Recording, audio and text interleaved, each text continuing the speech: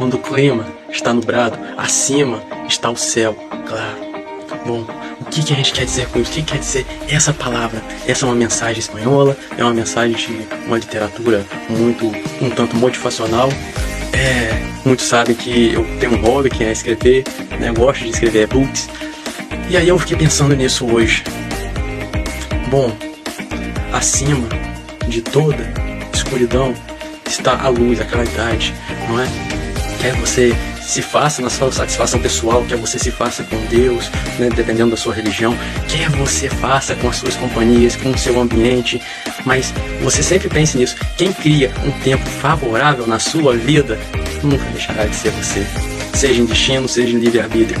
Faça a sua parte e tenha, talvez, um pouco de paz interior, talvez aquela gota de realização que todo mundo quer.